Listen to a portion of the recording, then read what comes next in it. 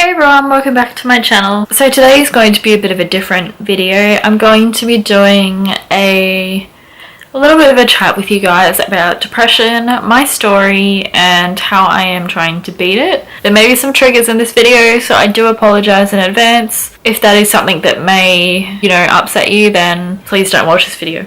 Okay, so I am 24 years of age, for anybody that doesn't know. And I have been suffering from depression and anxiety since I was 11 years old.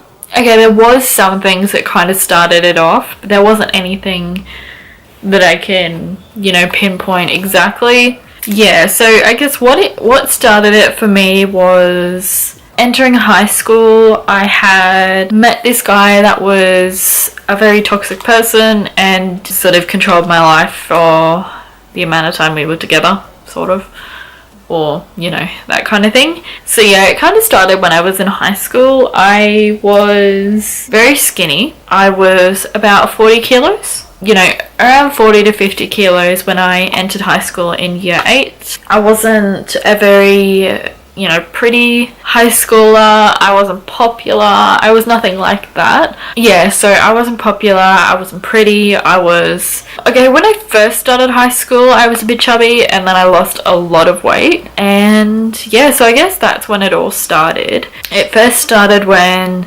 some teachers that I had saw some odd looking marks on my arms, like around my wrists and everything like that. And that was when I had actually first started cutting myself. I started just doing little rubber burns or whatever on myself. It wasn't too full on at that point. Teachers noticed and then contacted my parents. So then I've been going to the same GP since I was about 5. So I've seen 2 main GPs. One of them ended up leaving a few years ago, and then the other one I've just been seeing ever since, which I used to see him back when I was really young anyway. So he's been monitoring my whole sort of depression, everything like that. So I used to go to the doctors sort of weekly, and we'd do little updates, that asked me how I'm feeling and yada yada yada. So I think I was around 13 when I first started seeing a psychiatrist. Yeah, I think it was a psychiatrist. And when I was 13, I was classed myself as emo. I know. If I can find a photo of what I look like, I will insert it. It's actually funny as hell to look back on it. But yeah, I was so rebel, and I was so against the world and against getting help and against it with parents, and oh my god, I was a fucking nightmare. I was a disaster child. I should have been aborted.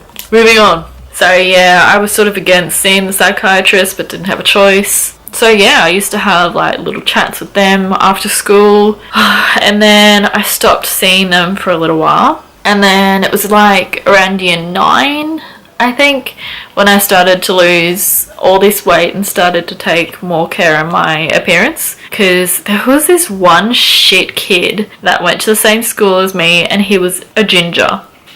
He had ginger hair and shit. Really curly ginger hair, and I can't remember his name. No, he was just the nastiest, Seriously, he had his head up his ass. He was just so fucking stuck up. Just low life sack of shit, really. But anyway, he used to, go behind me and talk to his mates, and he'd be like, how many emos does it take to change a light bulb? And then his friend's I don't know how many. And then this ginger's none, they prefer to be in the dark. I was like, are you fucking serious? He was an idiot. He had nothing better to do with his time than be rude to everybody else. Yeah, so it got to year 9, and then people were commenting, because people used to call me fat. I was chubby, but I wasn't fat, I don't think. But anyway, so then I I took that to heart, so I started eating less and everything like that. Yeah, so I started losing weight and shutting off from the world a little bit more. I got involved with some really stupid people on the internet, and I did the whole sort of cam girl internet thing. Yeah, I know. And yeah, but I sort of got into the wrong scene and crowd and everything like that. So got to a stage where I ended up going into a mental institution because I weighed 37 kilos, so they classed me as anorexic or bulimic, whatever it is. And the person that put me in there was actually my psychiatrist.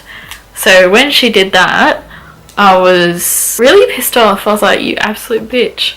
Yeah, so I got very angry about that. But I needed help and I couldn't see that. But in the end I got the help and, well, here we are. I'm still alive.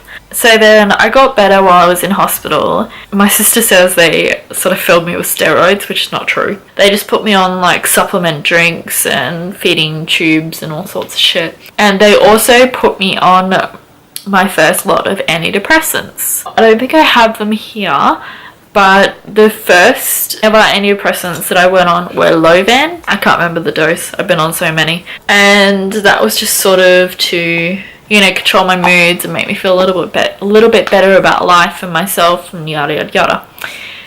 Anyway, and then I ended up getting out of hospital and everything was good for a while. And then my depression started to get worse. So I was still seeing my GP, and then we changed antidepressants again. So I've been on Lovan, Prestige, Advanza, Effexa, I think that's it. But I've been on all sorts of different doses. The highest dose I was ever on was on Lovan. That was 200 micrograms. I'm not sure, 200 mg. So yeah, that was the highest dose I think that I've been on. But there have been some points where I attempted to commit suicide. Obviously failed. Well, duh, I'm sitting here right now, aren't I? Yeah, so I would take breakups really bad, naturally. I mean, I still do, but I'm not as bad. So I'd fall madly in love with a guy, and he was my entire world, and I couldn't live without him.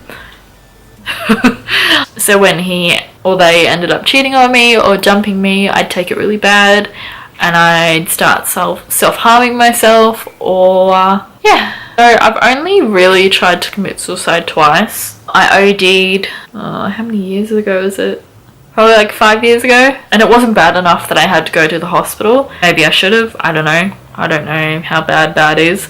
But it was bad enough that I was hallucinating and I had really bad like stomach cramps and everything like that. Instantly, as soon as I did it, I regretted it. And I went out to my mum because I was in bed when I did it. Went out to my mum and started crying and she's like, what happened? And I told her and I was like, I just took a whole bunch of pills. Probably scared the shit out of her, the poor thing. Now, please don't think I'm telling any of you this for attention. It's not. I don't care if people pay attention to that. You know, like for me, anyway. I didn't do it for attention. I just did it because I came out of like an 18-month relationship that I thought I was going to marry that guy. Yeah, and I took it pretty badly and it was a very, very messy breakup. Very messy. I lost my job type of messy.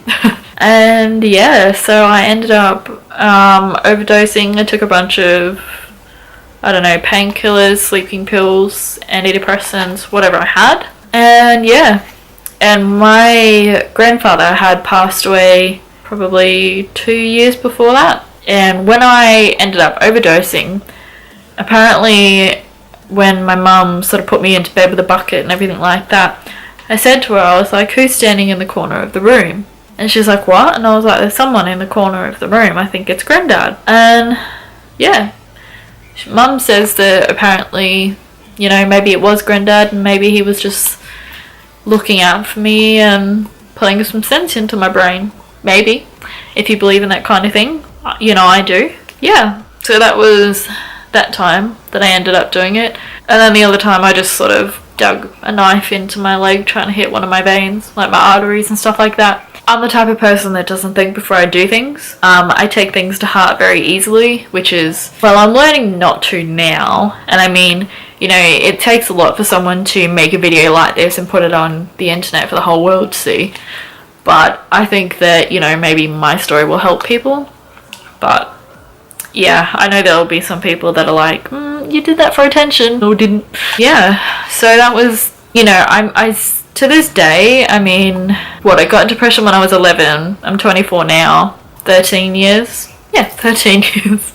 I had to count that then. Yeah, so I've suffered it for about 13 years. I am controlled by medication and constant GP checkups and everything like that.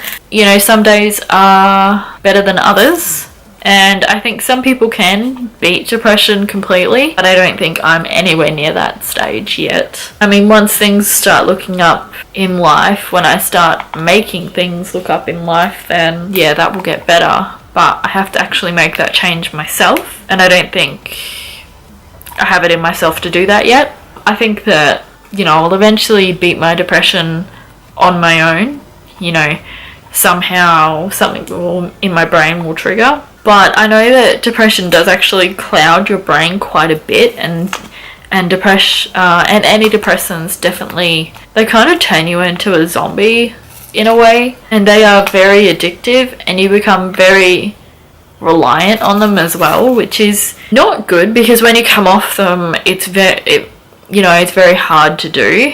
But yeah, I mean, I haven't beat my depression yet, and I've still got it, and you know, I'm going through a breakup at the moment where I'm still dreaming about that person, and I wake up the next day feeling like absolute shit and wondering why I'm still here.